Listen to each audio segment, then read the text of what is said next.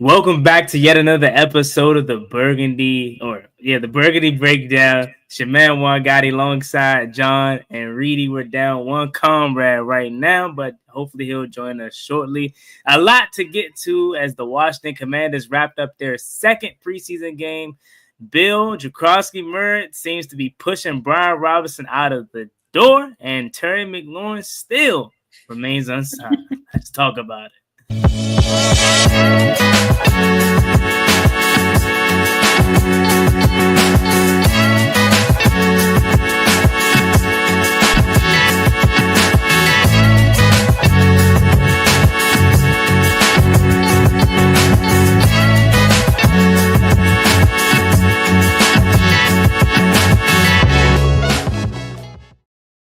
Hey, Jon, I'm gonna need you to change your YouTube name because every single time I think of the Burgundy Breakdown, that's why I paused because I was about to say the Ballin In Burgundy podcast. It's Jon's fault, ladies and gentlemen. It's Jon's fault. It is always my fault. It's always my fault. Nah, I'm just playing. But welcome back in, ladies and gentlemen, to another episode. Jon, Reedie, what's up, fellas? How y'all doing? What's good? Jon, do you got a shimmery cup? Is that what I just saw? The Starbucks cup. I just grabbed one out of the cabinet. Oh, okay. Starbucks cup. My bad. Excuse me. My bad. Hey, Reedie, that's a good money cup. Before we move any further, over or under, how many Slim Jims is Jon going to whip out tonight? Pause. That's a oh my! Full-time I didn't know what this. We a minute 45 in. We already got time out. I ain't know what this. That is disgusting. Oh my god! I didn't know how else to say that, man. Damn. Oh, man. I don't know, man. I don't know. You know it's gonna happen at some point. Somebody gonna be talking and they just gonna, you know what I mean? That's a fact. That is a fact, bro. Slim Jim Demolisher. That crazy. Man. See, Jon, you getting a new name. I don't want that. Who do I look like? Jackson Mahomes? Who do I look like? Jon gonna be at the game. They're gonna be like, oh, that's the Slim Jim guy from the Burgundy Breakdown. I'm gonna look around like I didn't realize I was in California like that. What's going on around here? The Slim Jim Punisher is crazy, but fellas, I'm already on. Well, you got something you want to say? Because I'm just waiting. If it's what I think you want to say, I'm just waiting. I'm just biting my tongue a little bit longer because it's coming. Pause. It's coming. Y'all got some smoke in 3 minutes. Zee will be on. Zee having some technical difficulties, so he'll be on pretty soon, hopefully, prayerfully. Yeah. But fellas, we do have a lot to get to tonight. Obviously, the Washington Commanders wrapped up their second preseason game, and it was an electrifying one. I use that term loosely because after the starters got out of the game, it was a snooze fest for the most part. But that early on atmosphere, I was there at the game. You would have thought it was a regular season game. Soon as they panned to Jaden Daniels in the starting offense, everyone just went crazy. And then that opening drive, it went exactly how we, imagined it. So Reedie, I'll start with you, man. Like, just talk about the opening series and just Monday night atmosphere, everything. How was you looking at it? I was a little bit like kind of taken back because I was mad Cincinnati went down and scored. But once we got on the field, it was like, damn, all right, first play, 12 yards of Debo on the jet. Then we come back, C-Rod gets the rock and just breaks it for 40. I'm like, oh, all right, C-Rod. I'm like, okay, cool. In the next play, JD5 drops back the pass, and I'm like, there's nobody open. And next thing I know, I see the guy clear. He steps up, and then I was like, all right, slide. Then he didn't slide. The guy kind of shoved him, and he bounced off of it and got in the end zone. I immediately made a video and said, get him out. We have seen enough. That's it. Get him out. Get him out. Get Debo out. We've seen enough. First drive, 3 plays, touchdown. We've seen enough. I saw it live from the stadium. I opened my phone. I see Reedie TV in the background. He said, "Get him out. I seen enough. I seen enough." I mean, and then just talking about it, But to finish though, Juan, my bad. No, you good. I was telling Z like, what do we need to see from him? Like, we know what we're getting from him. Like, I don't want him to even be nowhere near a possibility of getting stepped on, anything. Like, we won't got time for no overzealous guys, trying to make a play, inadvertently hitting him and setting us back. Nah, we don't need that right now. Get him out the game.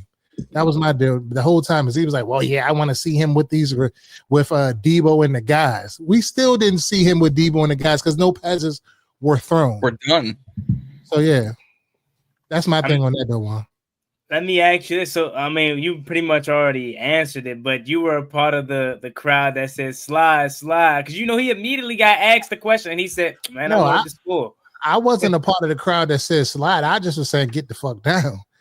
However you get down, you slide, you fall. However you get down, just don't get hit and don't take no unnecessary punishment. That's all I was saying.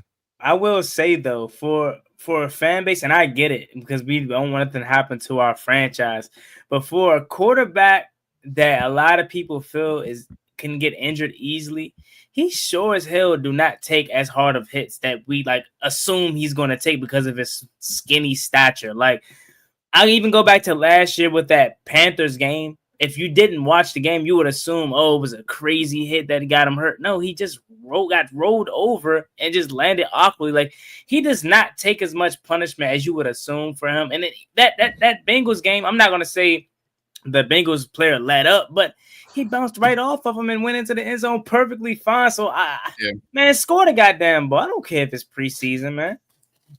I do. Preseason ain't never got you nothing. I don't care. I care less about preseason. Why do you think we don't go to the games in preseason? Get rid of them tickets. You can have them, no problem. Get rid of the tickets. I don't care about preseason. That's those little back of the roster battles, okay, they matter, but get us to week 1. Get us in the mix when it's the NFC East going down the stretch. That's the football that I need to be seeing. JD5 come alive and all of that. Nah, preseason, I'm not interested. I know what he can do. Not interested.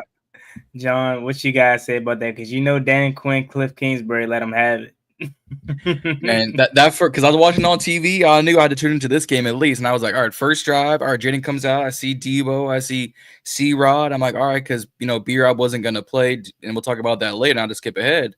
And I'm like, all right, first play, Debo jet sweep picks up 14. I said, didn't y'all tell me he's supposed to be slow? I know it's preseason, but he looked a little faster than I thought. C-Rod goes for 40. C-Rod goes for 1. JD goes for 14 for the touchdown. I'm like, all right, wrap it up. I got to see it no more. And then throughout the night, we get beat up and beat up and beat up. And then my guy, Jacory, I make sure I keep that credit card on me because I make sure I got to pay the bills. Krosky Mary does his thing last night. And I said, oh, yeah, that's all I need to see. All I need to see. I want to go back. You just had to do that, John, huh? I had to do it. I had to do it to him. That's his new thing. Well, you did you hear it? I didn't even peep it, but the bill thing, right? Pay the bills, merit.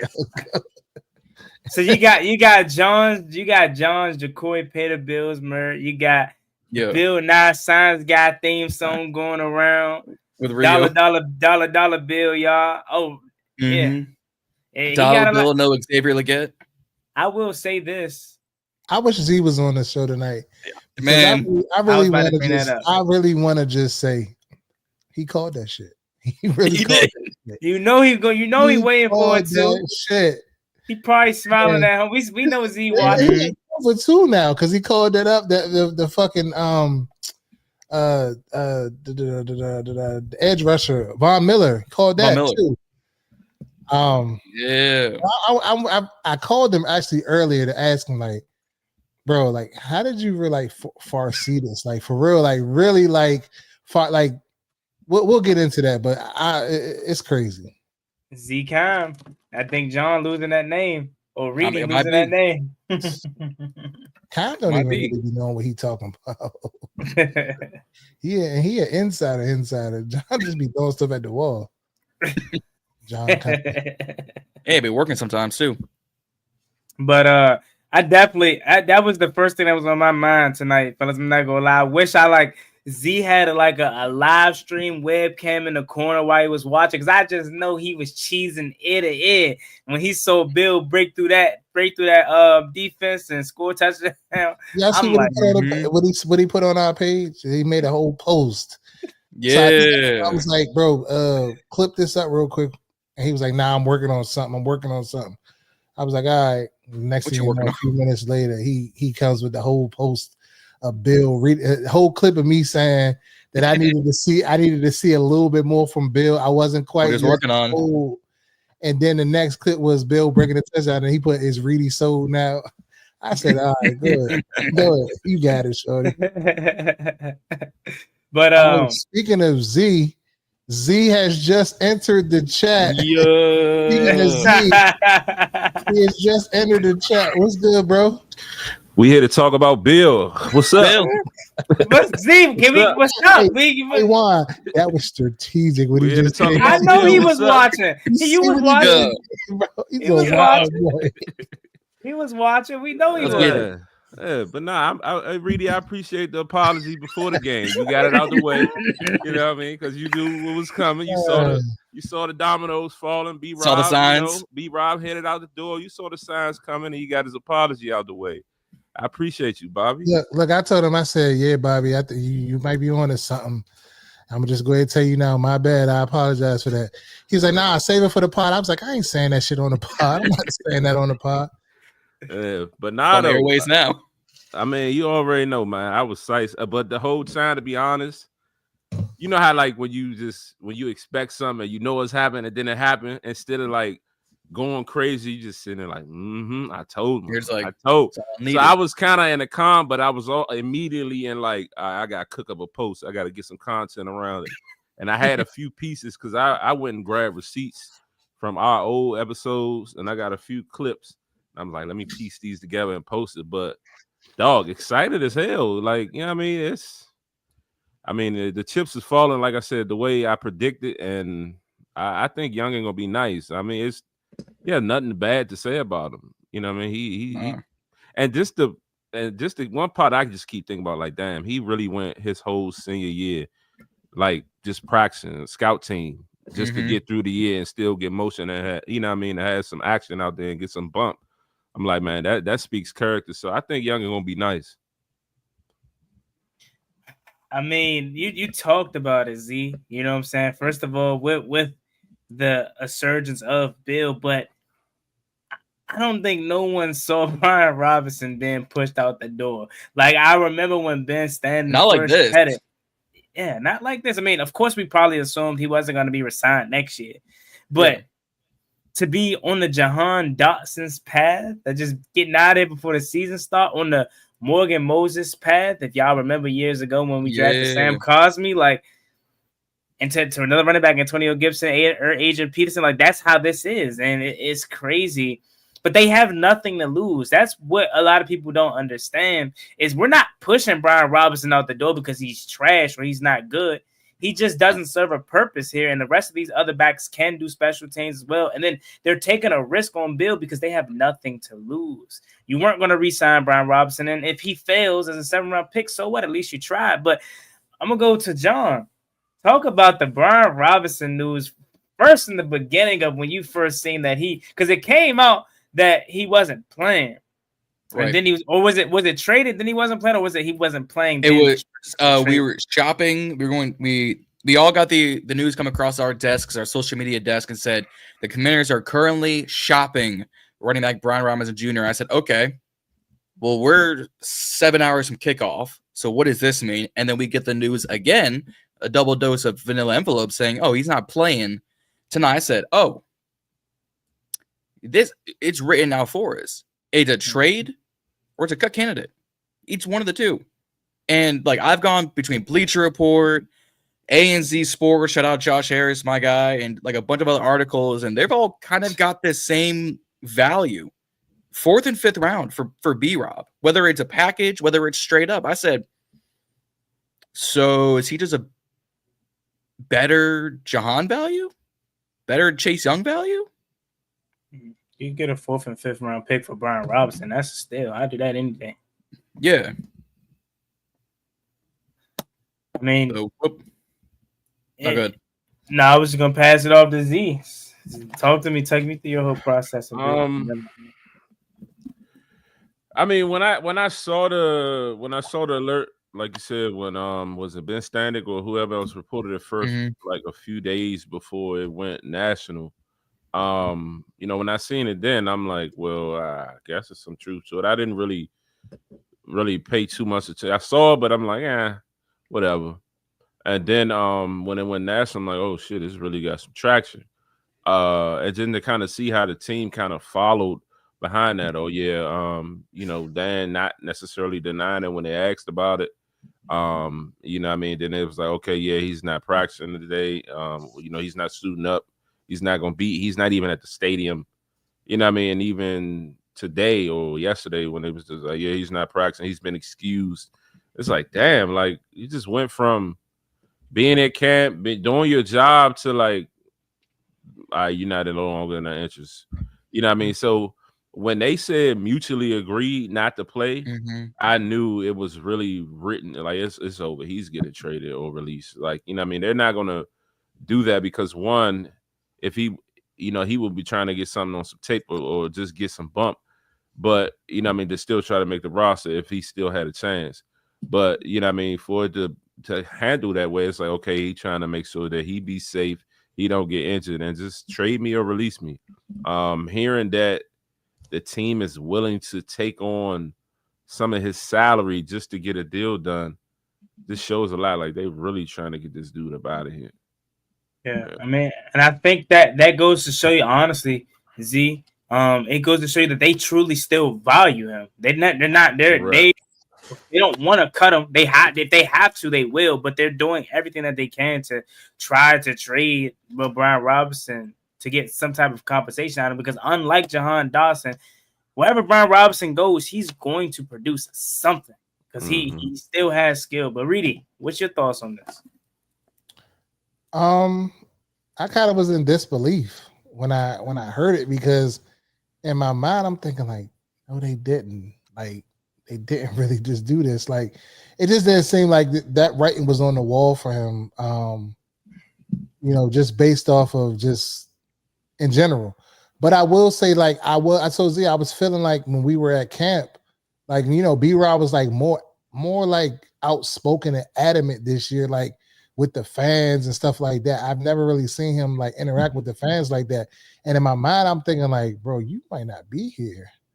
But I really wasn't ready to come to terms with it because in my mind, I'm thinking like, well, he'll be here by necessity because we don't have nobody else.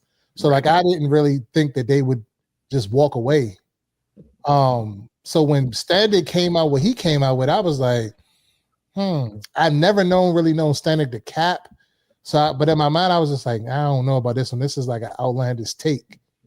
And then you fast forward a few days later, and they're just like, well, he's not playing tonight. And then today, for Dan to say, we're trying to get this resolved quickly, it was just like, damn, like he really is out of the building. Like, he's done. His game's almost over. He'll never play another down for the Washington Commanders. And that speaks big on the room. They've been mentioning throughout camp that this running back room was a deep crew. And it just goes to show who they have and the confidence that they have in the room, that they're willing to let him go and move forward. So now that I look at the roster, like, is it like who's going to be the starter? Because it's not going to be Eckler. It seems like it's going to be a 1-1 or 1-2 punch between Rodriguez. Like Rodriguez and Bill. And they talk about all the time, just because a guy walks out on the field for the first play doesn't mean it's a starter. So it just probably depend on the packages and whatever, but it's going to be a balanced backfield between them two, I'm expecting. Of course, you're going to sprinkle in your Ecklers and McNichols, but it's looking like Felton, he's done pretty good this preseason, this training camp and whatnot. So he could end up potentially being the practice squad guy. But it's strange. So you go from being the fourth running back to possibly getting reps with the ones. Like that is crazy. I mean, if we're we talking about Ja'Cory Krosky-Merritt, he's a rookie 7th round pick. That's the only reason why I didn't. In my mind, I'm thinking a 7th round pick. Starting, probably not. So that's why I was out on Z when he said that. It was just like, yeah, I think he has talent. I think he can make the team, but we've seen other guys with talent that far back and they get pushed down just off of where they're drafted at. So I didn't necessarily believe that. But then like now, like when you're thinking about the overall overarching plan, like what we're going to move forward with, it's just like, damn, like C-Rod really was the number 4 back. Barely making a squad, never really suiting up, coming in a pinch. You know what I'm saying? And now he's probably the starter or vying for starting reps between him and Bill. Yeah. Another piece of that puzzle is once we drafted him, I was like, well, because we all kind of agreed going to the draft, and everyone in Commander's content creation who had a brain was like, oh yeah, we got to get a running back in this class.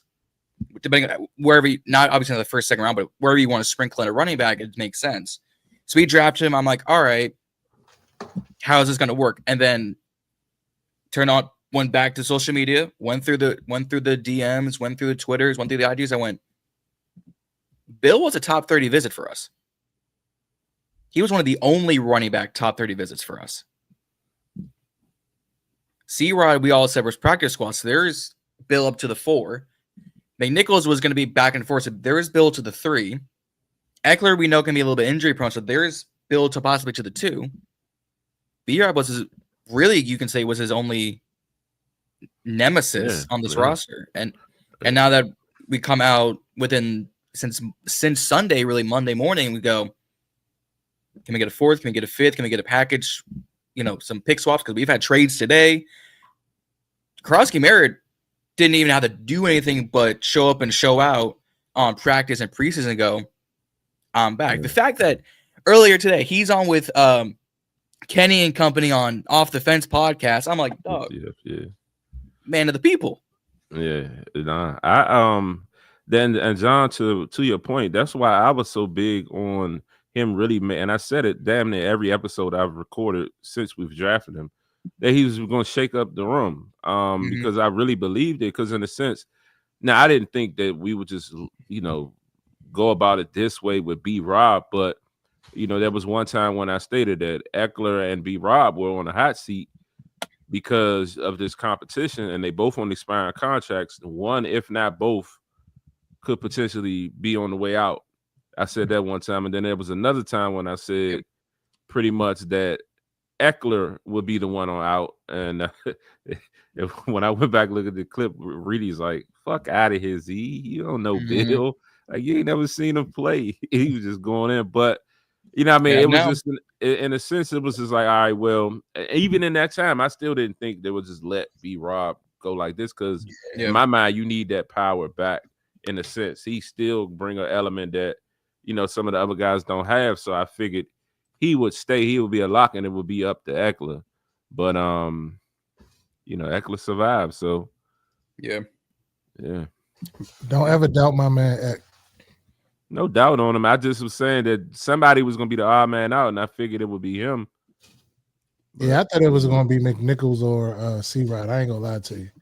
I mean, that would have been too easy, I knew Bill was going to make this roster, but I didn't think that it would be in this fashion. Like we would let B-Rob walk. Yeah. I mean, in the sense of it, I get it. I mean, he's under contract $3 million. Like we ain't really, if we're willing to take on some of this contract, half the contract, in the scheme. What's a mill half? I thought they would just use him for this year and just not re-sign him. You know what I'm saying? Not just look to get rid of him. But if you think, go ahead, John. No, I want to take it away first. Oh yeah, I was sitting there enjoying the show. I mean, I want to allude to Reedie's point right quick, because I had to defend Eckler today. Y'all are going to stop disrespecting Austin Eckler as if he is just this washed up bum.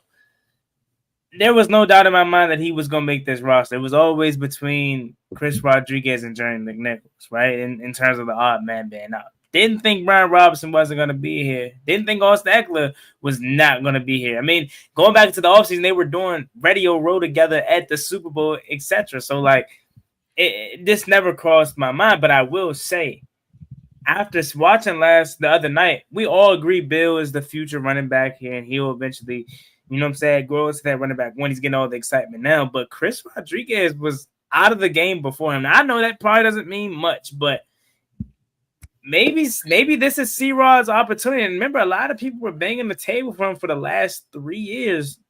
And maybe get a shot, yeah, maybe this is the opportunity he's for. That makes sense too. I mean, again, they strive on that. No matter how you doing as a rookie, you're gonna have to earn it. Mm-hmm. So, you know what I mean? That's what I took, out of that situation when I'm like, okay, C-Rod out. I'm like, damn, Bill's back in the game.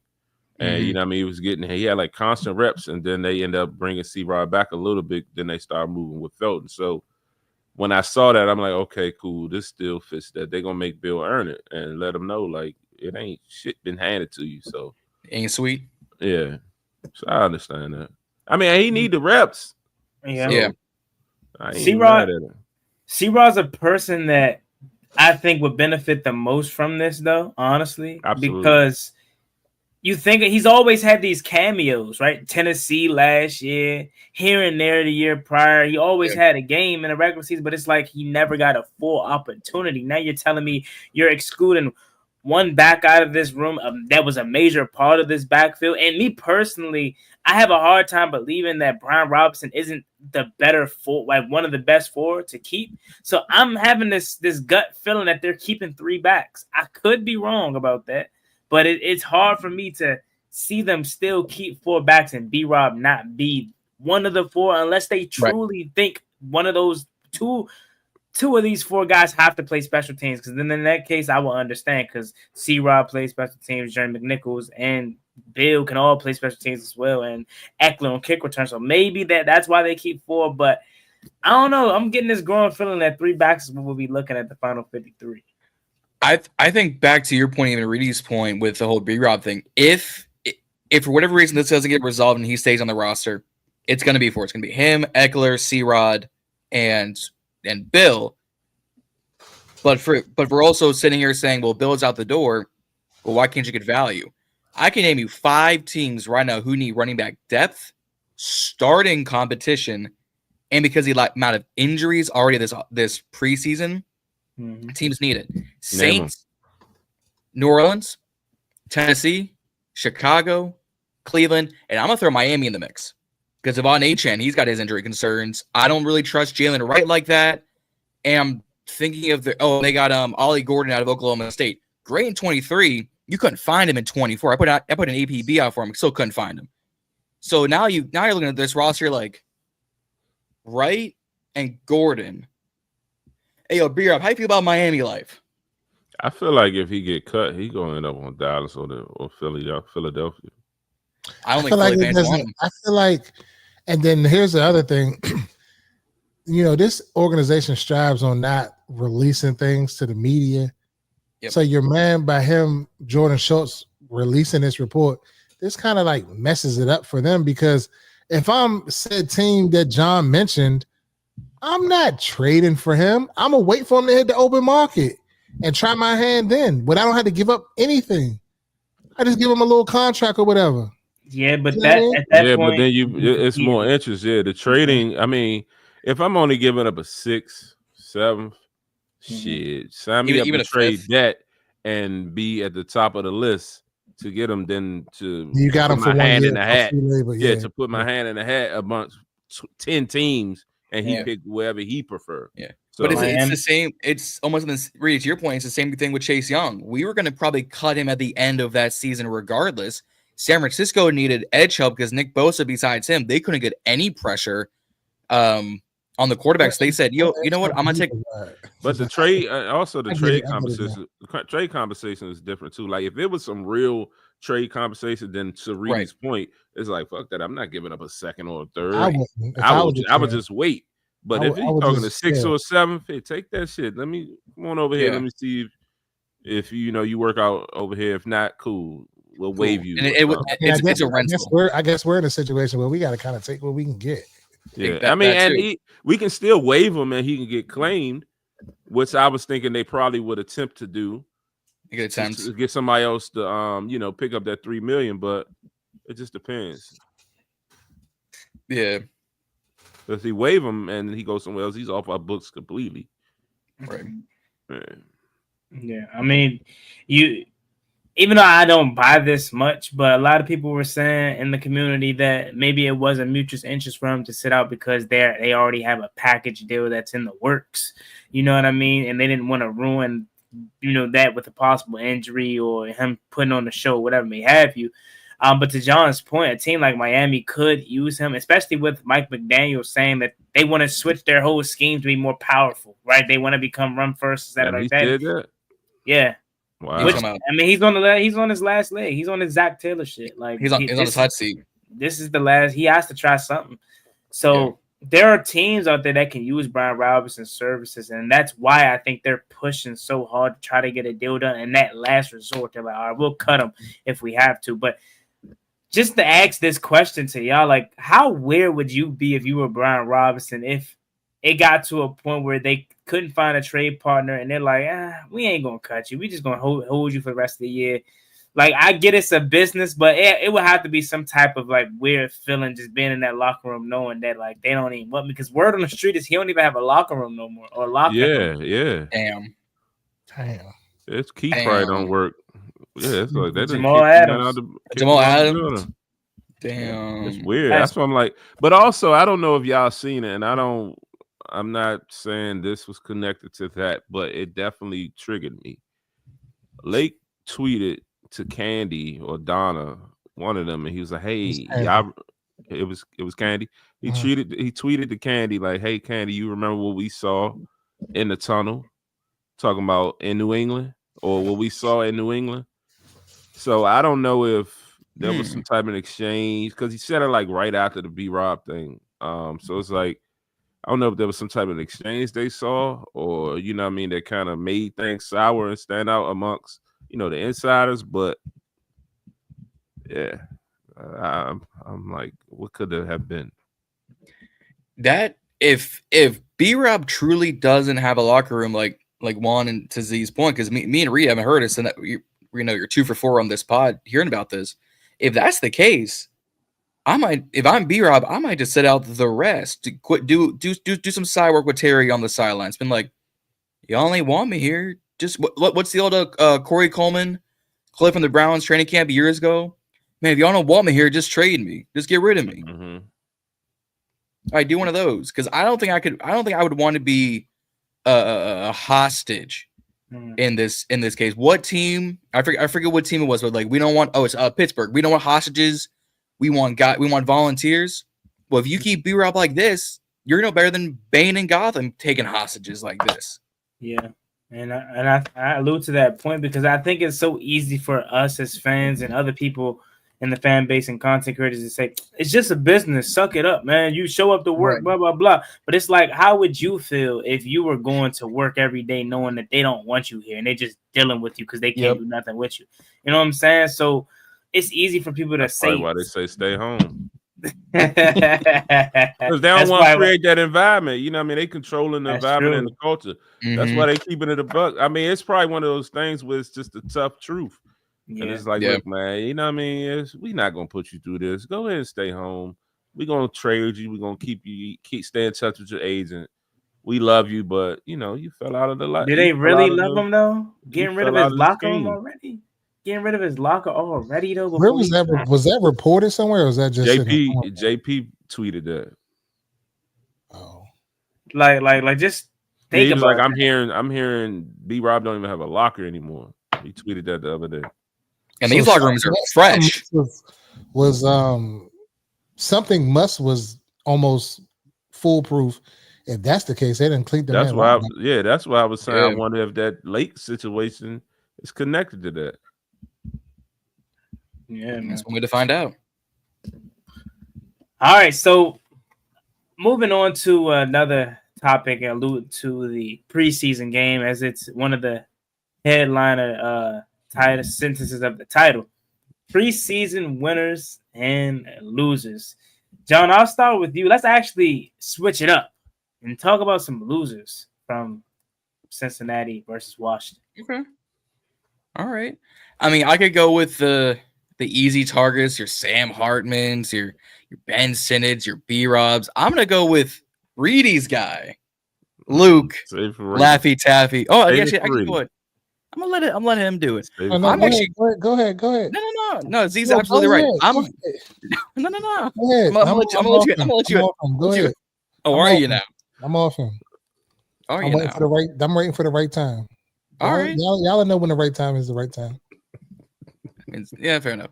I mean, 0 targets says no favorites here. We all thought Luke was gonna get this, get put in the game and get some action done. We all thought, Cliff really likes Luke in preseason and the cams. Thought he was gonna get done. Even Ben Simmons had a target.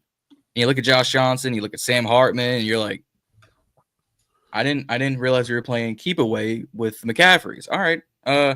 Yeah, he's not helping his stock whatsoever. And to Reedie's point, even last week, you got to make the most of these opportunities. Well, part of it is he's not getting any, or if he is, he's not taking advantage of them. So I'm going to say Luke McCaffrey, because the fact that Jalen Lane got some pieces, Debo got a piece at the beginning. I don't even think Brooks got in, or if he did more than McCaffrey. He did. He got a catch. Yeah, so he did more than McCaffrey did, and that's the UDFA versus your 3rd round pick. So, I mean, it's low hanging fruit at this rate, but I'm gonna go LMC. That's interesting because on tape, alluding to Reedie's point, though, he loves making sure we know that he's open, but he may not be the first, second, or third person in progression. I don't remember the play fully, but I did see a clip from the tape. He ran a streak down the sideline and was wide open. Now, again, I don't know if that was backside of the play. The quarterback couldn't see him because it wasn't his progression. But, again, why he isn't getting opportunities is beyond me, because you can draw up a screen for him. You could do something to get the ball in the hands of Luke McCaffrey, to then you can say, he's not getting it done. We're giving him all the opportunities in the world, but he's not getting it done. But now you sit here, and it's easy to say he isn't doing much and ain't helping his case, which is true. But it's like, okay, what do you have on tape to point to that? Is it something that he's doing, or is it us as the play calling offense that's not getting him involved in the offense? Because, I mean, it's how can you judge someone like that? You know what I mean? Happens every year, B. Every year, there's a guy in the similar shoes, and nobody blinks an eye to it. But okay, he comes from a pedigree of good football players. So let's just immediately want to just hold on to him. Oh, make every excuse in the book for him. It happens every day to every player up and down 32 rosters in this league, and nobody has sympathy for them. So why should we have sympathy for him? Like, I don't wish no man to get fired. I'm not saying that at the end of the day, but I'm just saying, like, if you ain't getting it done, you ain't getting it done. We trying to win. You know what I mean? It is what it is. And I'm just saying, and I ain't said, the people saying it. The people saying it. I told y'all how many weeks ago? Come on. I got crucified in the comments. Crucified. I got called everything but a child of God. Everything but a child of God. But if he gets cut Tuesday or Wednesday next week, just know Reedie is going to go the fuck in. I'm gonna make sure I bring popcorn. I make sure I got post notifications turned on. I'm just saying y'all know. And I'm not wishing for the man to get cut, but I'm just saying he ain't getting it done. Like, you know what I'm saying? Make it make sense. Like a B-Rob. B-Rob has contributed to this team for the 3 years he's been here. And look what happened to him. So, but I don't hear nobody crying about B-Rob. And he's done more. But everybody crying, what do you expect? He just started playing receiver 2 years ago. Oh my God! Well, he's still lied to you, Martin. Why are you worrying? Why are you mad about it? You're sitting up here talking about this man. He's out here working. Everybody's out there working, B. But you ain't saying nothing about the guy that was an undrafted free agent that's cutting his teeth, that's busting his ass every day. He gets his ass cut. You ain't saying nothing about him. So what's the difference with him? Because he comes from a long line of good football players? He got a brother that's like that. He had a father that was like that. So that immediately gives him a pass. What they say about Braun and Bronny? They said that was nepotism, right? So we're not gonna say that about that. I'm not saying it is. I'm not saying it's not. I'm just throwing it out there. Y'all can take the bait if y'all want. But I'm just saying, like, what can we say that he has done? And we can make the same argument for Ben Sinnott. We can make the same argument for others. But I'm just saying, like, the wide receiver position, I'm a big guy, and the reason why I got on him was because I feel like I want weapons in my offense. I need that shiny toy. I need that guy that's going to go get it. I need that guy that's going to contribute. I'd rather bring back Zacchaeus than keep McCaffrey, because at least Zacchaeus contributed. Bring back a De'Ami Brown, guy that's contributing. Like, the project is over. He had a year in a training camp. He didn't get it done. I've seen people get less time, and nobody batted an eye to it. That's all I'm saying. But go ahead, y'all got it. I digress. I would say I agree with that latter part of the statement of Zacchaeus. I saw him score a touchdown the other day, and I said, "Damn, we gonna miss him. We sure as hell could use the Lamade Zacchaeus right now."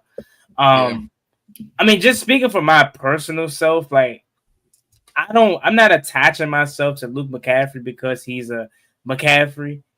I think it has to do for me personally, and I have to kind of get over that. But knowing that we used high value on this guy, you know what I mean, and to see just how he hasn't progressed, at least on the outside looking in, it kind of has me in a gray area of like, what Reedie is saying isn't wrong, and I have no proof to back that up and defend it. But at the same time, it's that part of me that's just like, damn, we really about to give up on a 3rd round pick already? Like, you know what I mean? But as you say, it happens every day. It happens every day, regardless of round, regardless of your play, things change, and that could be the unfortunate reality for Luke McCaffrey. But I think the one thing that is saving him is the lack of talent behind our assumed starter receivers that could help him in the long run to make this roster.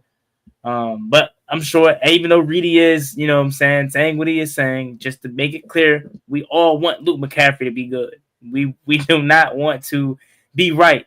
We would love everything to be wrong. You know what I'm saying? So, Z, what's your thoughts on that, man? The whole LMC situation. I'm with Reedie. You know, I'm right there with him. I saw it last year. Like, what's up with this dude? You know what I mean? He ain't really doing too much. Me and really had many conversations sitting in our seats like, yo, what's up with Luke? Then on a certain place, like, oh yeah, he's wide open, man. Well, you know what I mean? And then, like you said, just, you know, as you continue to go through and doing your research, it's like, damn, well, maybe he's not one of the favorites in the building. Maybe he's just going through the motions. Like Reedie mentioned a couple of episodes ago, maybe he's the 4th, 5th read, and you're not even getting to him because you're already through your progressions. You know what I mean? It's a lot that can go into it, but also, you know, I looked at Brandon clipped up 10 routes, 10 plays from Luke, all 22 from the game the other day, and it was only that one play when he was wide open that Hartman didn't, you know, miss them on. Well, he didn't even throw it, didn't even look his way. And like you say, even on that play, it probably was he probably wasn't even a part of the, you know, first couple of, you know, going through the progressions, wasn't the first couple of reads, but it's just like, bro, like, he don't get no separation. You know what I mean? There's like a lack of route running, and he's not giving no speed, not doing anything that stands out. So it's very just regular, basic. And I don't know. I wouldn't be surprised if he cut. But as much as everybody went in on Reedie, I'm starting to see the narrative change. And everybody, I've been talking about it all week. You know, I've been seeing, oh man, Luke's stock is down, cut him. Oh man, the commander should cut Luke. Luke is on the hot seat. Like, okay, now y'all 2-3 weeks fucking late. You know what I mean? But catching up. You know how it is. Yeah. So I mean, we're going back to the main point. It was players that we felt stock down. I got a couple stock down. Yeah, Zee, go ahead, take it over. I'm gonna say Bobby Price. I'm gonna say Viggers. He was going to do that. I wasn't. My bad, Bobby. Bobby Price. Bobby Price. I'm with you. Bobby Price. Bobby Price and Viggers. You got yourself cut, Bobby Price. Yeah, you're done. Hate to say it, but you got yourself cut. Roasting them. Everybody got a price. And even Mitchell Tinsley, all I thought about was Juan Gotti. Like, that is a Juan guy. Juan has dropped that man's name at least 6-7 times since we've been. Yeah, I should have seen that. That was personal. That was personal. That was personal. I'm in the stands talking about Sam Hartman and how bad he was. Oh no, I forgot what exactly I was talking about. In the middle of me talking, you just see Mitchell Tinsley like this, back of the end zone, toe tap. I'm like, he was dragging, bro. Yeah. And they love him. Jamar Chase talking highly of him. Burrow, Joe Burrow calling for you to make the team. T. Higgins support you. Like, he in a good spot. He in a good situation. And that's the thing with this league. Sometimes you have to go somewhere else. The scheme that coaches may not be for you. That doesn't mean that you're not a good player. Like, even going back to the Luke McCaffrey situation, he might pan out. He just may not be in this offense. And that's okay. It happens sometimes. Sometimes life is about adversity and how you bounce back from those adversities. Like, you know what I'm saying?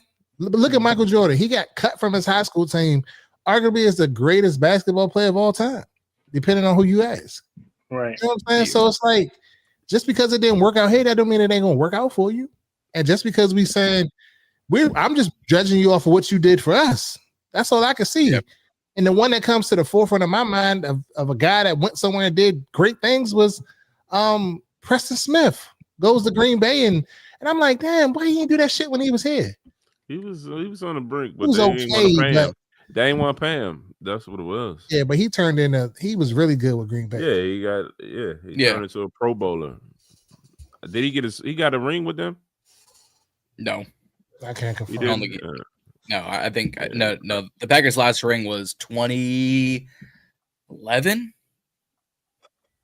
I don't think he was in the league. I don't think he's been. No. Yes, President Smith has only been in the league since 2015. Yes, there's no way. Yeah, no. And then and to go back to the Mitchell. Go ahead. Oh no, you good. I don't know if it was lagging or whatnot, but I ain't hear anything. You got it. You said to go back to Mitchell Tinsley thing. Oh no. Yeah, Z, finish your point. I can hold on to that.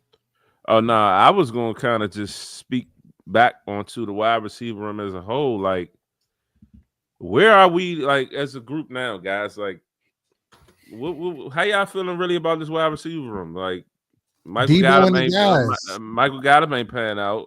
Debo and the guys. Noah Brown ain't out there. What's the other guy? Who else? Jalen Lane. Well, Jalen Lane is looking like he's a hell of a football player. So, yep. A good thing for him.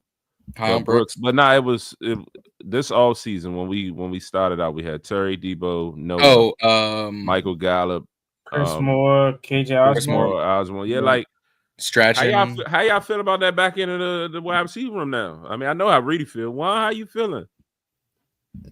I mean, you had high praise and high expectations for these guys. I had high praise for 12, man. I ain't seen 12 all summer. Yeah. He was in with like the Fools and still wasn't turning. Yeah, he like, I'm looking like, what the fuck? They said his name like Michael. I'm like, get him the fuck out of here. Like, what? Get him out of here.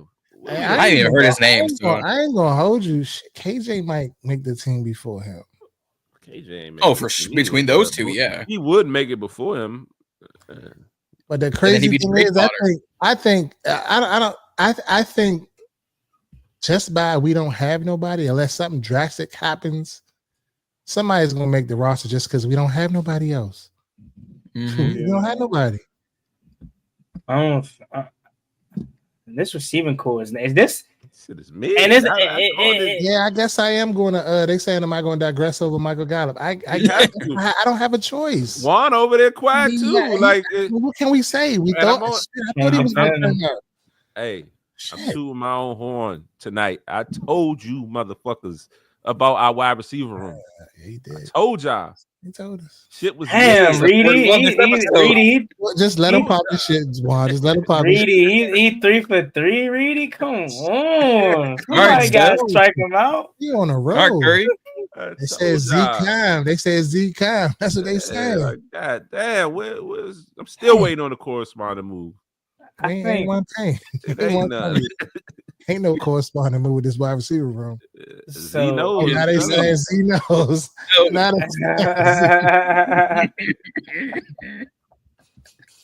Hey, I already got that. I already copyrighted Reedie though, so he can't come. That's my intellectual property now. We ain't doing that. Good. Can we find I knew he was gonna bring it up. I tried to, like, I don't say that, but I know he gonna be like, yeah, Reed, yeah, what's up with your man, Michael Gallup, and I ain't trying to bring him up at all. I haven't seen nothing from him all summer, man. All summer. Not even training camp. Not even training camp. I ain't even make him see him make a catch. I ain't even seen him in Indies.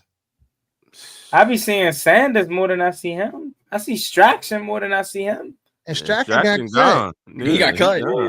Yeah, but so I have more recollection of his memory in training camp than I got more of Chris Moore.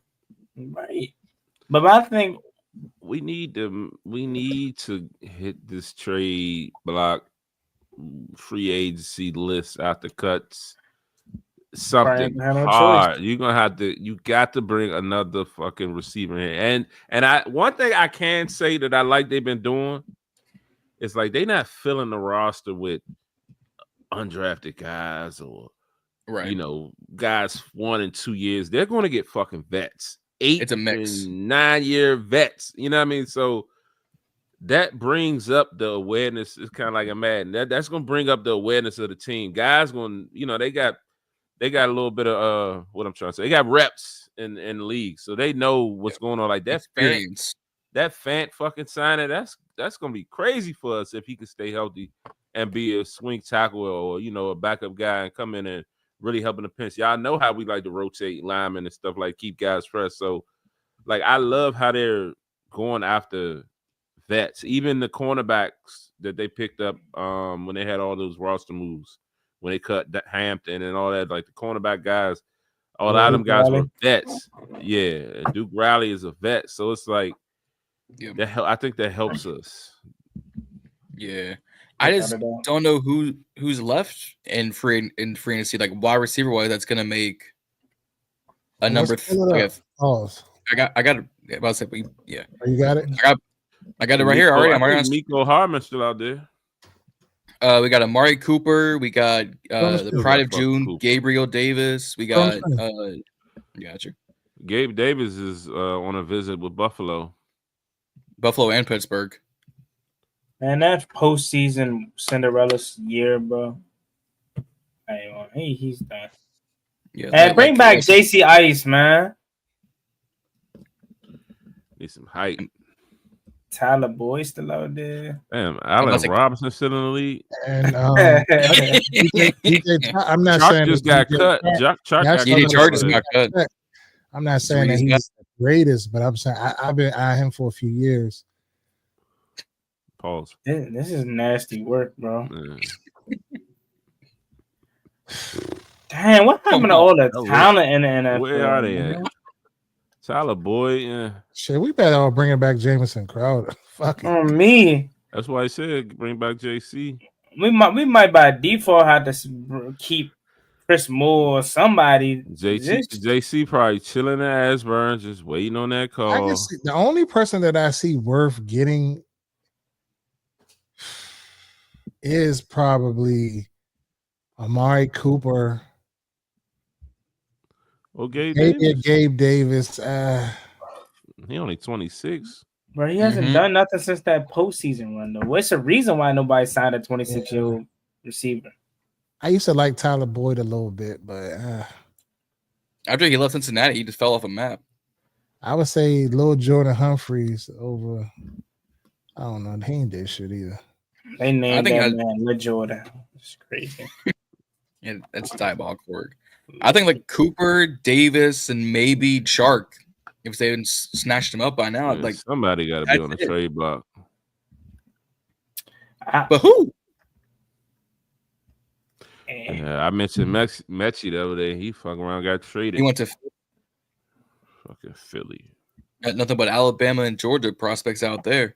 The only person I can see putting in a trade, like, can I interest you in an Alan Lazard? No. Yeah, Lazard a free agent? No, he's on the Jets, but he's going to be a trade block guy because they're not going to use him. Unless Aaron Rodgers is his quarterback. Lazard probably would be better than these mixture of guys we got.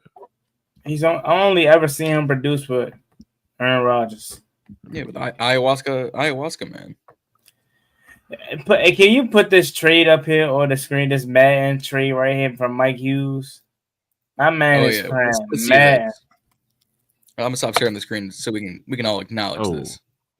San Francisco gets Terry plus Brob. Cincinnati gets 2026 second.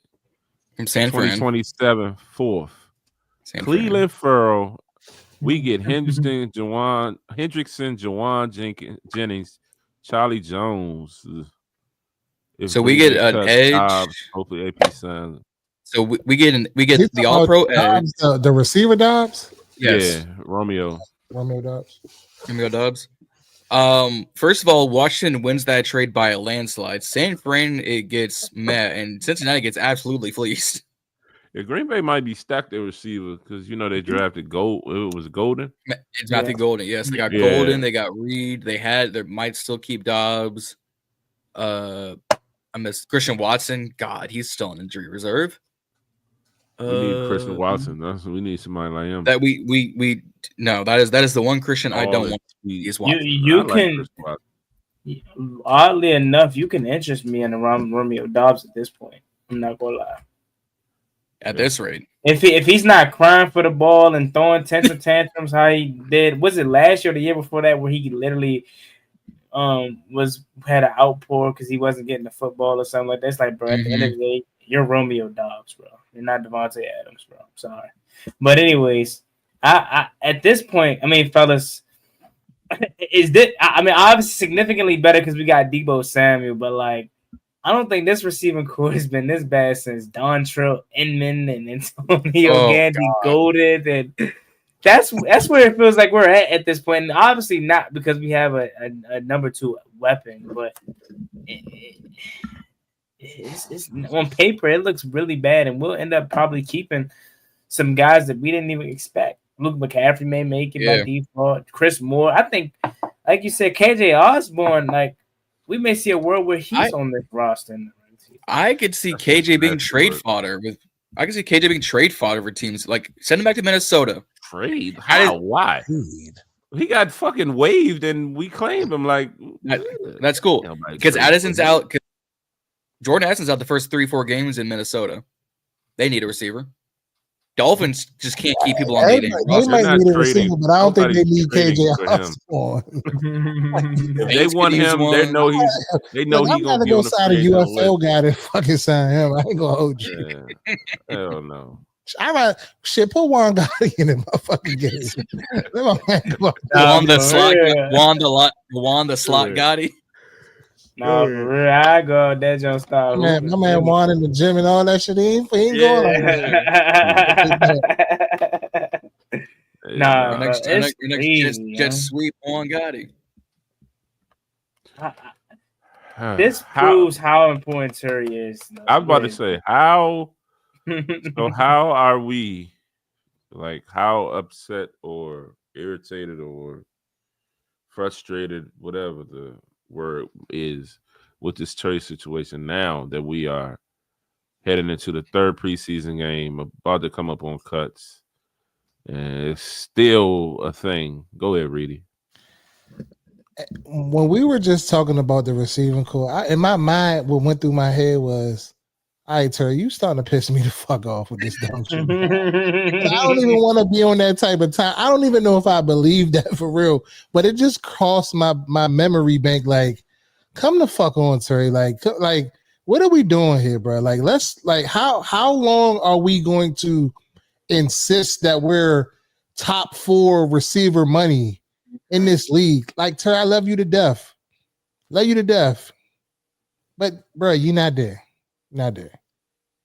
You need another season, maybe a season and a half to really solidify you as a top 5. We got to see it. Yeah. Just because you had 1,000, barely getting 1,000 yards, that don't put you in that conversation. Yes, you turned the fuck up last year. You had the 13 touchdowns. But, you know what I'm saying? Like, you're not doing it at the clip that these guys are doing it, bro. So, like, just go ahead. And I'm never going to tell a man to just not know his worth, because you got to know, sometimes you got to bet on yourself. But come on, man. Like, and I ain't saying bend to the team, because I'm player first. Fuck these teams. You know what I'm saying? Like, player first. But, dog, we got shit to do, Terry. Come on. No, that's facts. I think, and what made me realize that today was Ben Standing. Like, I've been standing, and don't get me wrong, I've always trusted these insiders, but like after he hit the B-Rob thing on the head, man, I'm like, I gotta trust him wholeheartedly. And he said today, like, he got sources that are close to the team that are saying like they're fed up with Terry McLaurin and his representation. Like, they're tired of this. And that alluded to your point, Reedie, that like maybe we see a situation in which AP is like, all right, bro, I tried everything I can do. Just play the last year of your deal and get the F. Like, we done, bro. Like, I love you, we want you here, but what's going on? And again, a lot of people feel, even Ben Standing said, like, a lot of people feel like it's Terry putting too much faith into his agent to get a deal done instead of taking control of what's his at the end of the day. Right? Like, at the end of the day, it's him that has to go out there and put his body in his line. It's him that has to agree to terms with this contract. Just go ahead. And it sucks because as we get closer and closer to the start of the season, it never crossed my mind that we could see a reality in which Terry McLaurin is playing on the final year of his contract. And if that's the case, if it gets to that point, he's gone, fellas. I truly think I think that relationship is beyond repairable if he gets to the point of playing on the final year of his deal. Because at the end of the season, say he goes out and balls and have 1,300, 1,400, 1,200 even. He's probably like, man, I ain't coming back to y'all. Y'all ain't even want me in the first place. I'm going to test free agency. But not to cut you off, the ball is in the Commanders' court. Without a doubt. He's under contract this year. No matter what you do this year, turn up or continue what you're doing, they're gonna franchise your ass next year. You do it again, they can franchise you a second year. So you got this year plus another 2. It'll be about 3 years before you can really get up out of here. But do you think they will really be willing to tag him if they weren't even willing to give him the contract that he wanted? It'll be less than what he's asking for. Contract. He's asking for what they say. So they saying he asked for 35 or more, 34, 35 or more. Yeah. In franchise tags, it ain't gonna be. It'll probably be that in year 3. What's top 5 money on franchise? I mean, for top 5 wide receiver money right now, it's 28. Something like that. So 5 years. Because he got to get paid a top 5 as a top 5 receiver if they franchise him. Yeah. So if you franchise him, we're looking about 28, 29. Then the following year, they exclusive rights franchise him again, like 33, 34. So the projected next 2026 franchise tag is going to be worth $28 million. Right, it's currently right now at 23. Next year is going to be at 28. And then the year after that, franchise again, it's probably be like 32, 33. 33, yeah. Right. Mm-hmm. So I posed this to Z. Yeah, you're cheaper that way. But I posed this to Z yesterday. We didn't pose it on the pod, but I posed this to Z. I said, "What do you think do they give Terry a 4-year extension with 3 years fully guaranteed and a void year on the last deal? What did I say? 60 million guaranteed. It says something like around there, 60, 70, something like that. 60 million guaranteed. So you kind of got to out. So like 60 something million guaranteed. 3 years, and that's only 20 years, 20 million a year guaranteed. I think it was more than that. I think it was more than that. It was more than that. So like my idea was, it's like, okay, yeah, you come in at that 27, 28 range.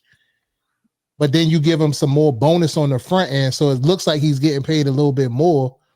But then you got him for at least 2 to 3 seasons, and then you can get out of it on the back end of the deal if you need be. And then that way, Terry, he's a commander for life. Everybody is fucking happy, but I doubt if they do that. You know what I'm saying? But that's a way to make this shit happen. He just got to take that annual salary and kind of like let them give it to him in bonus or something like that. Cash or something. Well, if we give Terry, because I have him at a 3-year deal. Some people want to say it's a 4-year deal. Let's say it's a 4-year deal. Do what the Cowboys do with Dak. Just restructure it every single year. It clears up anywhere from $5 to $25 million a year in cap space.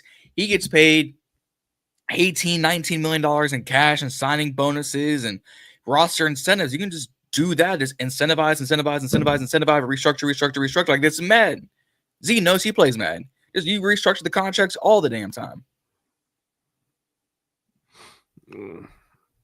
But not to take the mic from everybody else, but this was my point that I made weeks ago. I believe when I was talking about there were rookies that came in that had better stats lines than him. Like, come on, bro. Like, we want you here, but at some point, you might gotta come down a little bit. I get that this is your last deal, and I ain't gonna tell you not to get your bread, but you might miss your blessing. You know what I'm saying? Being greedy. That's all I'm saying. Yeah, I don't even think. Look, I can blame Terry because obviously he's the player. He's the one who's going to make the contracts. So no, I'm sorry, John. So it was a 4-year because it was including the year that he has, and then it was a 3-year extension. I said it wrong. So it'd have been 4 years total, not just giving him a 4-year extension. It would have been a 3-year extension plus the year he has remaining this year. I was about to say that. I was say 3 years at the max had to be this next extension. No, I was gonna say I want to know what mind realm, what else world Buddy Baker lives in, because your biggest signee, your biggest agent after Terry McLaurin is Jeremy Chin, Tershawn Wharton, and Reed Blankenship. Oh, like nobody, like none of those 3 players. I'm gonna go, man. I gotta account for Jeremy Chin on this defense. Man, Reed Blankenship's gonna give me help. Dog, Tershawn Wharton is that guy. No, nobody on your client list is that guy except for Terry. So you're hitching your only high horse, your only show pony to do this. But yet you wonder why you still can't get more clients because you go on bullshit like this. Terry, go talk to Mama Jackson. Go talk to Mama Daniels. Go talk to Yo Mama. Because I guarantee you they would have gotten your deal done 3 months ago. I told him, man, to talk to his mama. I'm just saying they would have got this done 3 months ago. I'm so over this. I'm so drained, and it doesn't even involve me. Yeah, That's crazy. Yeah. I truly think the fans are the people that are taking the biggest brute of this whole situation because at the end of the day, Adam Peters is going home to millions. Terry McLaurin is going home to millions and a nice family. And shit, we living our regular life stressing about this more than they are, bro. It's to that point, man, where it's like, I love Terry, bro. I do. But we're saying the same thing for the best. Since what? April? May? Captain Kirk 2.0, Brandon Sheriff 2.0. That's what it's looking like, bro. Oh, Sheriff retired this past week. He did. And at that point, even let's say we go down a Kirk Cousins road. In 2 years, would you even want to still extend him? Like, say that's you get. What I'm saying. You'd be 33. Not to cut you off. I keep. Nah, you good. You good. Shoot, we right on the point. Like, dude, you're 30 now. You about to be 30, and you get 2 more franchises. You'll be turning 33, trying to get a new deal. So it's kind of like they in that situation where it's like, bro, like you need to take this money. Yeah, you can get and guarantee money. Otherwise, you're gonna be betting on yourself year after year after year. Yeah, because you only and hoping for a contract after those franchises. Mm-hmm. And you might by that time, motherfuckers gonna be signing you to 1 year, $15 million deals. Yeah. 1 So year, that's the 1 year, harsh 6 reality. million, 5 million, some shit like that. Unless he just straight dog shit every year. I think that just put it in a whole new proper perspective of why he does not have no leverage. None. Like, he needs to sign his contract, man. Oh no. Yeah. But John, and for us talking about our frustration, how did y'all feel when Dan Quinn expressed his frustration? Man, he's just tired of talking about it too, bro. He wants to talk about football, man. Man said, we're not about to play. Where's Waldo? Like, y'all asking me these roundabout questions. Oh, is Terry gonna do this? Okay. So the ankle is taped up now. So does that mean it's taped and he's gonna touch the grass and then maybe run? Like, tape, you know what I mean? Like, keep asking all these building ass questions. Like, bruh, we not playing. Where's fucking Terry? Like, we're not about to do that. He's going through the protocols. I ain't like that for Dan Quinn though. Nah, he tired. He human. I love that. I love that. I didn't like that for him because I'm always going to side with the reporter because they got a fucking job to do. They're up there doing their job, asking questions. That's what they're supposed to ask. Y'all put us in this situation, so all they're doing is asking their job. They're trying to get news. You got to think. You know what I'm saying? Like he cleaned it up at the end and said, like, I'm not trying to be smart to you, Ben, but I didn't like that from him, but I get it though, like in the situation. But what you expect? Y'all keep coming with these fucking lies. We all know that it's a lie. You blowing a smoke screen. He never was fucking hurt. Like, stop what you doing. Y'all did that. Like, that's not the reporter's fault. They did that. They put him on the pup list. They said it was an ankle injury, and they're just asking questions to follow up. Like, what is the process? People come off the pup every day and start practicing. It ain't no wrap up. He's making that shit up, and we know he is. You see when he was like the first question. I think it was when Cam asked a question, and he gave the whole process, and Cam came spent back and asked the same question another roundabout way. He was like, "I don't know if you want me to go through it again." And I'm like, "Oh shit!" Like Dan is tired. Yeah, but this goes back to that interview when I told Reedie. Dan Quinn didn't look like he agrees with this whole Terry shit. If it was up to DQ, Terry would have been signed by now. Like, every time and then again, when they was like asking about Terry and AP was sitting right there, Dan kind of turned around and looked at AP like, "Yeah, what you gonna tell him? What you got? What you got to tell him?" Because AP? This question is for you, not me. You know what I mean? So as much as they respect each other, and, you know, I mean, they running a tight ship. I don't think he fully agrees with this because he knows he needs his number one guy out there.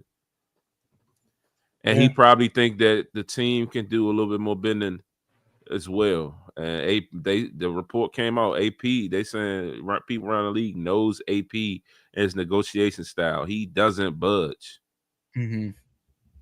Straight. I say Ayuk had to bend. Ayuk had to bend to what they were offering him after like 3 months of holding out. How do y'all think that's going to affect us in the long run, though, with other people, other players? Like, I mean, it's going to be I think year to year, it's going to be a lot of tough negotiations because, I mean, next year, it ain't going to get easier. You got Tunson, you got Lattimore. Don't let both of them go out there. Well, we already know what Tunson's probably going to end up in. But don't let Lattimore go out there and dog shit, shut shit down. Oh, he's going to want the bag. Mm-hmm. Luke will be up. Nash will be up. Wagner will be up. But Wagner ain't gonna I mean, those 1 year deals don't be really. Yeah, I mean, it's 1 year deals, but technically, I mean, we're going down the list. It's him, it's Luvu, it's B-Dash, it's Tunzel, it's Debo. Luvu. Yeah, I'm thinking more so like the more difficult ones to negotiate because it's, you know, term. You know, they're going to have longer term. So, yeah, that Luvu one is going to be an interesting contract too. Yeah, for sure. And before we even continue, Quan, speaking of Quan, Quan, man, hey, he had a nice play on Monday. What Joe Jr. saying about him may be true, bro. He said he hold him to the standard if he could be the best safety in the league, and he sure is looking very, very, very good thus far in the preseason. So I'm excited about Quan this season. Yeah, I mean, he stood up Chase Brown in the end zone, and then Chase Brown was like, they didn't blow the whistle. Let me finish this touchdown. I went. Yeah, no, it looked like he was short. He looked like he was short from my seat, but I guess the ball broke the plane.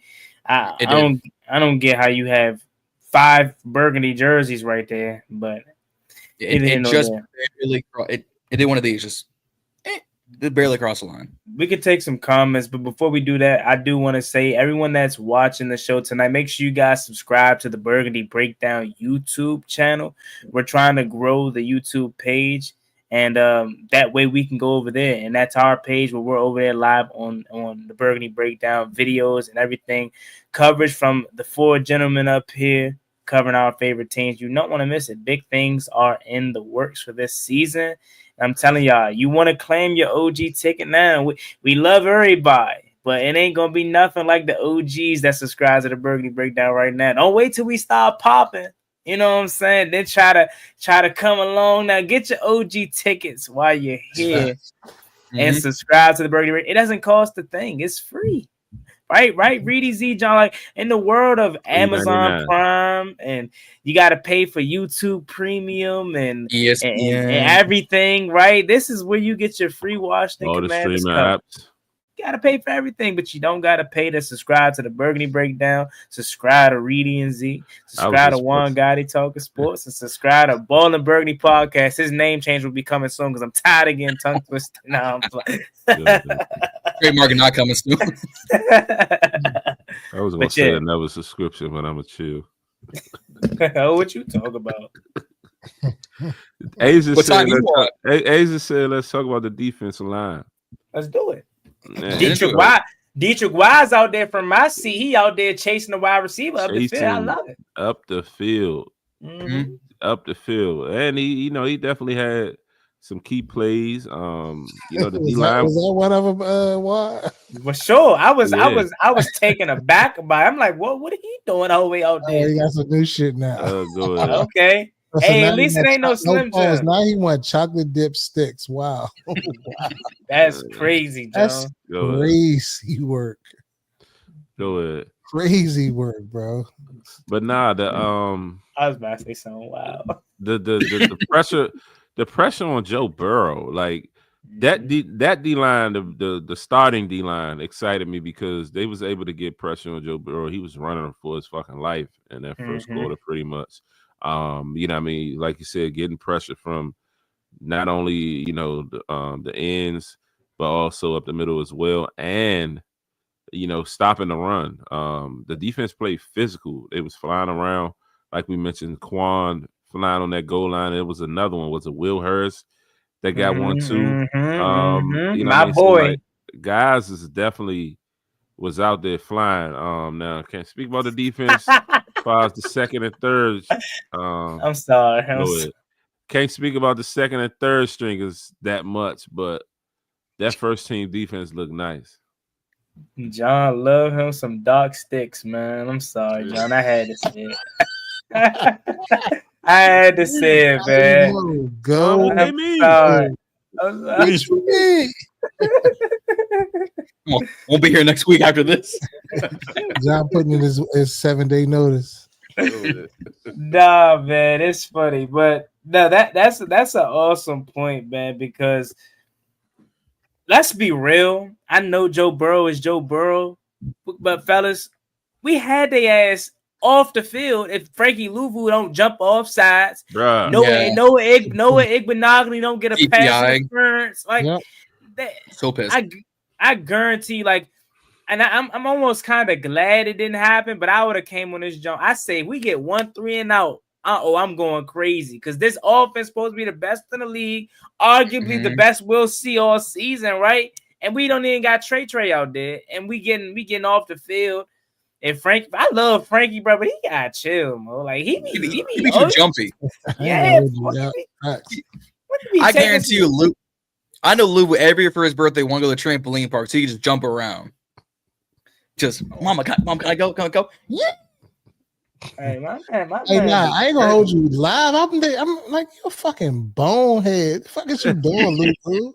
Come on, bro. Like that's some shit. A fucking a non-starter. Like, what are you doing? Lock in, bro. geeking. I love Louisville, man, but it's like it be the most crucial times too, bro. Like Facts. I don't even know if they was going. Yeah, I don't even know if they was gonna hike the ball right there. It could have been a little. It took them forever to even get the hard count and for him to jump. Like they was fake calling audibles and all that. Then they go with the hard count. Then he jumped across the line. And I'm like, what? I will say this though, and it's a preseason game. The atmosphere was amazing, but they couldn't hit. They had to do this at the line because Joe Burrow couldn't get. Man, we doing our part as fans. I'm telling you. And it was probably only a third full? Probably that. I'm telling you, bro. The second they panned to JD, the stadium just erupted. But yeah, they said. I think Troy Aikman was like, all Jaden Daniels had to do is step a toe on the field, and the crowd's going wild. No, and that's not even glaze, man. That's facts. I would. Nah, man. I ain't about to. I can't wait till week 1. We got 2 weeks.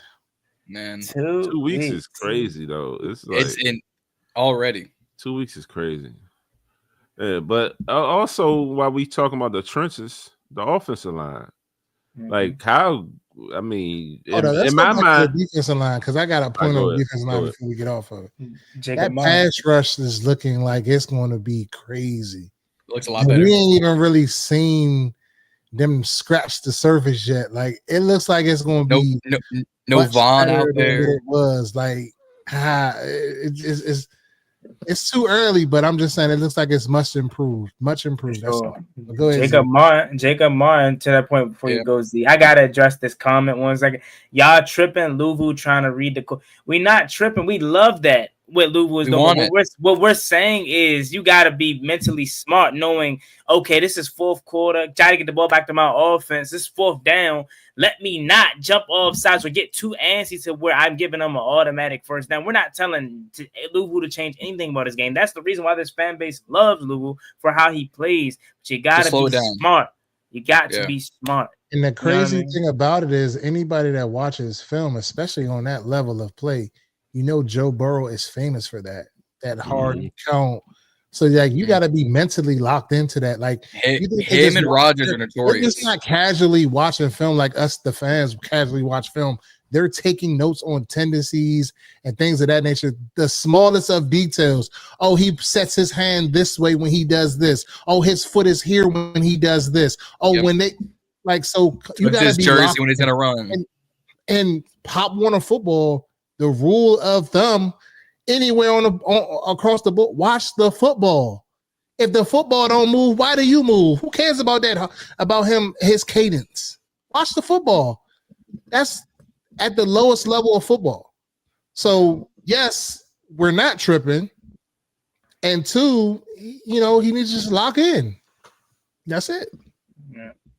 And Z, before you take it away, though, I did want to allude to Reedie's point about the pass rush, man. Jacob Martin, he was a guy that a lot of people thought it could have been on the odd man out when Von Miller first got here, but he sure as hell looks like this year's Dante Fowler in terms of being that pass rush with some athleticism, some type of bend. I don't expect him to go out and get 10 plus sacks like a Dante Fowler, but he could sure as hell provide something, you know what I'm saying? This pass rush could be much better than what I thought. Y'all know I was super low on it, and it's seeming much better. In terms of the interior, too, you got big-ass Javon Kinlaw. Hey, bro, that dude is crazy huge. And you heard Ryan Kerrigan say you get your technique down. We talking Pro Bowl or All-Pro. So, yeah, pause, bro. I don't know if that's why you was leaning back like that, but let me just pause that. What you want, Juan? Oh my God! I'm just saying because every time I really say something, it gotta be this and that. But you could just Asia ain't making it no better. She keeps saying massive, but I'm gonna give her. She gets the pass on it though because she's a female. But Juan, come on, you can't be talking about another grown man like that, bro. I ain't gonna hold you. I ain't gonna for the culture. You can't be doing that, Juan. For the culture. I'm wilding. Nah, we just joking. Of course. Yeah, but the offensive line, the other side of the trenches. Like what how do y'all feel about that now? You know what I mean? We saw like looking in, we coming out there coming counter traps. You know, the Bill run untouched. C-Rod, you know, I broke through a slight little traffic and was pretty much untouched for about 25 yards. What you about to say? I just got one thing. Well, we talked about John Bates on this show. I was about to say and why they were trying to figure out why he got the contract he got and this, that, and the third. If you go look at that C-Rod play or is the counter, one of them 2 run plays, that's why he got the contract. Yeah. He blocked 2 motherfuckers on that and caked the first dude. Yeah. Yep. He got great blocks, badass. I think it was on C-Rod play. He got up to the next level. Like, these guys are getting to the second level. Connolly Jr. is looking nice out there in the run game. And, you know, coming in, they talked about how he was more of a pass blocking tackle. You know what I mean? So just as a unit itself, they're gelling. And to be honest, like, going to the game, when they showed the starters, I'm looking like, Andrew Wiley at fucking left tackle. I'm like, oh my God, hurry up and get this shit over with. And then, like, not again. Wiley come out there hooping. You know what I mean? It was just a collective effort from the O-line where they just all look solid and you know, and stepped up. So, you know what I mean? Just imagine when we're full strength. You talking about Tunsil wasn't there, Cosme wasn't there. You know what I mean? So I just think that this O-line is going to be what we expected to be from the upgrades, and I'm excited for it, but it's definitely exciting to see, especially with Connolly Jr. Like, I feel like he kind of struggled a little bit in the camp, but of course, it's learning pains, but to see how he's getting to the next level, you know, brushing, getting 2 blocks at a time, and like they said, with Bates in there, he's like a 6th lineman out there, so the run game is looking like it's going to be real special this year, and that doesn't only include the running backs. Remember, we still got Debo. Jaden's still going to be electrical with his feet. So having those other elements to the run game can justify a situation like letting B-Rob go. So, you know, I don't think our run game is going to take a hit. I think it's going to skyrocket. So, Z, you think you just not going to mention my man, though? My man Nick out greedy, though? Like, y'all going to stop disrespecting my guy. What Alec really do? He started? If my memory served me correctly, he might have. Yeah, Brandon Cole. Chris Paul started. They mentioned Chris Paul. His versatility. I'm not saying Alec Greedy didn't stop, but I don't know. He might have started. I could have sworn it was out greedy. Yeah, I don't know. I know it was Wiley, Connerly, Chris Paul, Biotis. Yeah, he might have was at the right guy, maybe. Might have been, but I just had to throw that out there because y'all know how y'all like to do my man Nick. But going back to Andrew, I'm starting to think it was really just EB because this is the second year of Andrew Wiley where we're starting to see him turn the corner and turn back the clock to where he was on a part of that Super Bowl championship offensive line. Now, this year will be interesting because he won't be getting a lot of extra chipping and helping, you know what I mean? And he'll probably eventually go back to being a first guy off the bench once we get fully healthy, but maybe that was all EB's fault, man, because he's definitely looking very serviceable, even to the point where he may be back next year, maybe contract extension. I think it was Jalen and Rio say looking like prime John Jansen. It was prime Samuel out there, bro. John Jansen, go ahead. Mo. John Jansen of Wiley. Yeah. John Jackson, that was my man. I ain't gonna hold you. That might be a little bit before your time, Juan. And you, John. Probably. I heard the name, but shit, I can't tell you nothing about it. Right? I just turned 22. Cause chill. My memory start 09. That's when I get to start remembering stuff. I know y'all was already in college. Yeah, definitely was in college. CP, you started. Your first running back was Clint Porter. 09, Jason Campbell. That's when my memory. Like I watched it, but in terms of knowing and memorizing stuff, about that time. Yeah. So respect. Show. I mean, shoot. I feel good about this show. I don't think we went through a couple of losers just to finish strong. Winners, we ain't even do winners. Winners. Jalen Lane. I'm gonna start it off.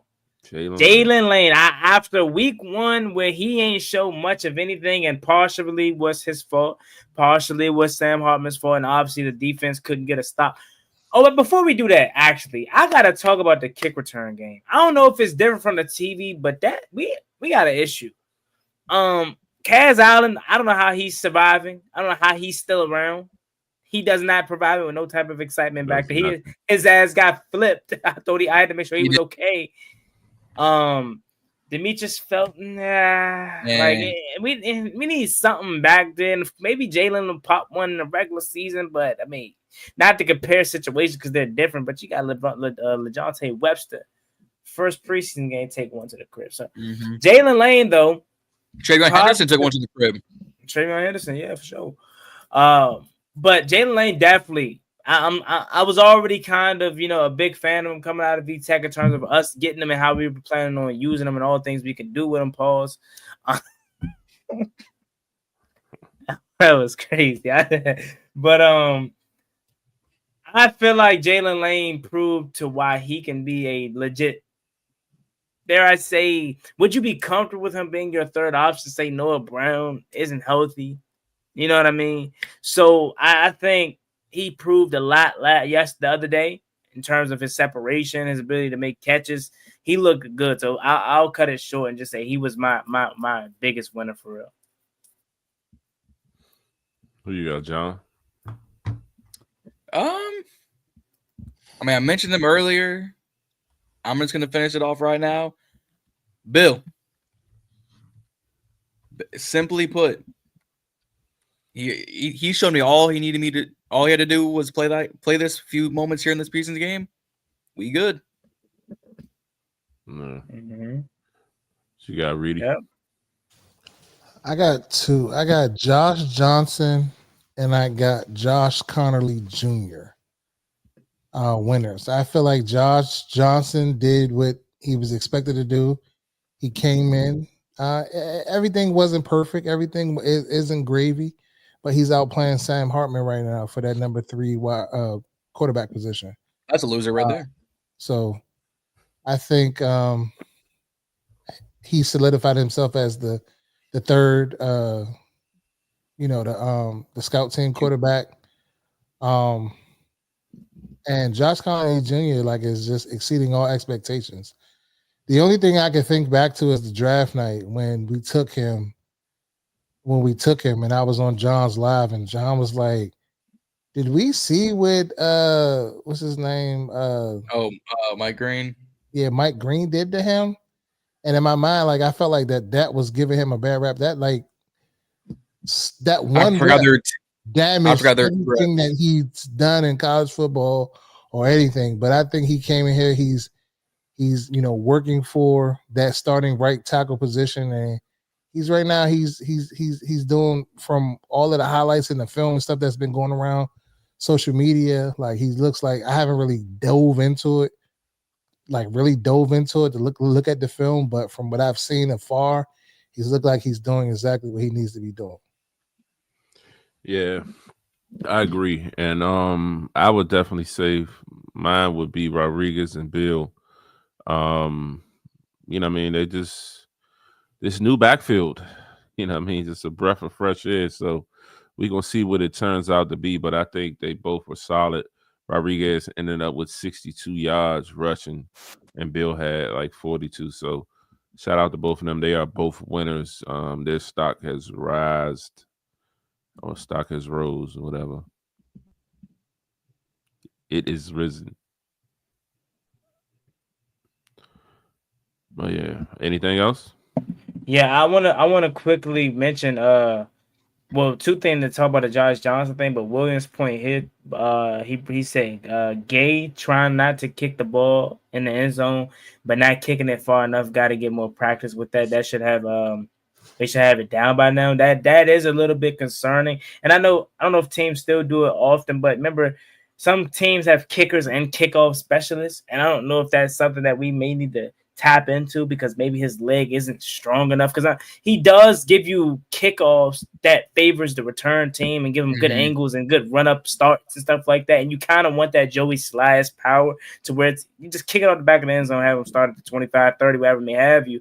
But having Gay as the kicker, it could lead us into some trouble in terms of having a lot of having to make coverage plays and a lot of potential returns to be kicked. I mean, you go back to week 1, obviously Travion Henderson, Antonio Gibson. I think there were a few good returns on Monday night as well. So that's a good point. But I'm kind of in the difference with you all with Josh Johnson. I mean, I felt like he was equally just as trash as Sam Hartman. Yeah, the other day, yes. Yeah, like I mean, but overall, but overall, if I had to pick one, I'm picking Josh Johnson over Hartman.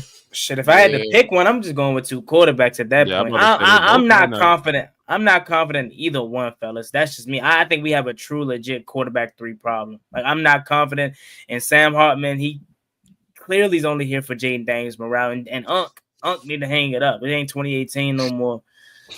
So I definitely, and with Josh Dobbs at when you need him. He's in New England. I know, but bro, like I'm not confident with thank God for Mariota, because had these 2 have to be a QB2, I think we would be in trouble, honestly.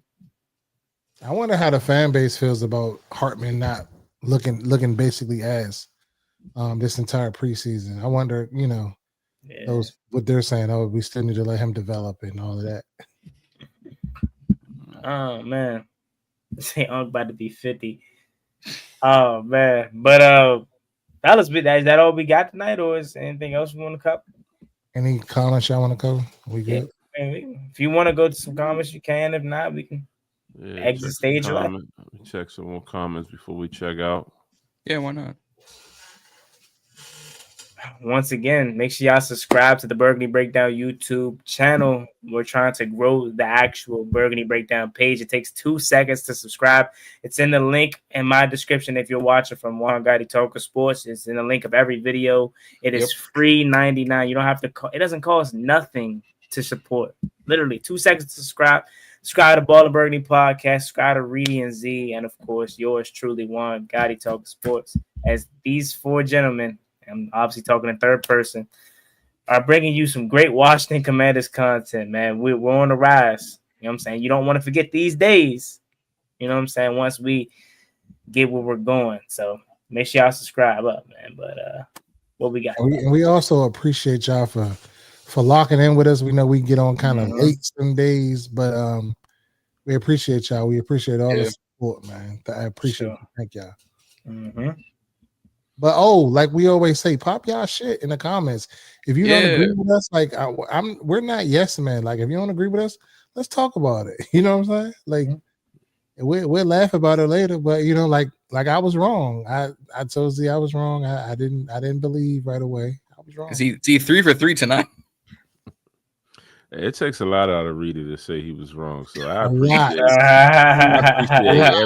every apology there is. A lot for me to say that. I'm very prideful. Have you seen enough of Bill to where he doesn't need to play the next preseason game? I mean, it's one of them situations. If he was to play in the next game, I would say you treat him like a starter and let him only play a few series or first quarter, something like that. Nothing too crazy. I don't expect other starters to play, so he probably get a light load anyway. But I think that just let him play. Let him play a little bit. Yes, I'm not alone. Don't sit him out. I'm not alone. What? I'm not alone. Yes, we all didn't had a slip up tonight. Thank you, Z. What did I say? I didn't say nothing crazy. I think you said something along the lines of a light load or something. A light load. Give him a light load. What's scary about that? Give him a light load. What? Reach. Doubling down. Not a reach, bro. Oh, out of comments. Look. The comments saying it too. The comments. Is that a reach? That's a reach. Pause, bro. Give that man a light load. The emojis in the chat. A reach. Oh my God. Because it's on you, it's a reach. Nah, that was a reach. It's not a reach, bro. Because I was another man load is crazy work. I didn't say nothing about his load. I said the team can give him a light load. I said the team give him a light load. I ain't say nothing about what load he has. You gotta lock in. Hey, I was sitting there thinking of a way to word that properly, and I thought I did. He say no reach. He did not have the same burst with the second unit, but I think that's more the offensive line and lack of correct and a QB play. Yeah, so I don't know. I think he does play because again, no Brian Robinson, Eckler's not playing. Who are you gonna put out there, right? But he probably won't look as efficient as he did with the first unit. But I've seen enough in terms of preparing him for week 1, but you definitely have to put some bodies out there. So he for sure probably will be out there. He say you good, boss. Z, he say you good. Too many subhuman thoughts, the LOL. See, that's the culture though, man. Y'all gotta stop making the post culture a bad thing and taking it to heart, man. It's just fun and games and it keeps you on your toes, man. I know you be walking around and you say something crazy. You catch yourself sometimes like, hey, that was kind of crazy. I gotta watch that. It's all fun and games. Nobody's really taking it to heart, man. When we get off this live, ain't nobody gonna be thinking about, oh damn, I said no question. It's just fun, man. It's just jokes. Man, you know how you know when I'm coaching these kids, like every 2 seconds, they're like, Coach Reese, what are you on, bro? You weird, bro. Like, what are you on, bro? And I be like, Coach Unk, bro, chill, bro, chill. Just gotta give him a light load. Just gotta give him a light load. Like that. It's just that's it. It's just it's the way he doubled down on it too. All right. Then he came back with confidence, like, conviction. My man is defending the pause. I'm on the John. John trying to do. I'm on the John. He's giggling. Transference. I remember back in the day, dudes were like, John, what you keep laughing for? Did they start sparking his ass? You can't do that. You can't overly laugh or overly size it. You can't laugh at all. They hit you with the. I know you not laughing. It's like, damn, I'm just over here. Like, you better not crack a giggle. He say what I'm mad about is how they was acting like Mitchell Tinsley. Mitchell Tinsley, he was frying. It wasn't the ones, but the thing is about it hurts because he was doing the same exact thing. Yeah, he was doing the same exact thing 2 years ago with the Commanders in a preseason. So it wasn't like he got cut because he wasn't producing. They simply just didn't want to bring him for whatever reason. And now he's about to go to Cincinnati. And as Reedie Zee, John mentioned, everyone's vouching for him there in Cincinnati, and I'm happy for him. I truly am. Yeah, like I said earlier in the show, sometimes it ain't meant for you to work out here. You know what I'm saying? That ain't the end of your journey though. You just gotta keep working and move on, and get your next opportunity might be where you at. Look at Geno. Look at Sam Darnold. Like Baker Mayfield. Right? Correct. He was a number one overall. I told Reedie about Sam Darnold about 3 years ago. And I still ain't sold on. We'll see what he doing in Seattle because I think he is going to go back to not trash, but something about Kevin O'Connell, man. He know what he doing. Then Minnesota with quarterback. That's why I'm hoping Sam Howell gets an opportunity, man. I'm hoping Sam Howell. Well, he's starting Sunday or whenever they play. I'm talking about like regular season opportunities. But anyways, to Asia's comment though, quickly, like she said, I'm mad at Burrow.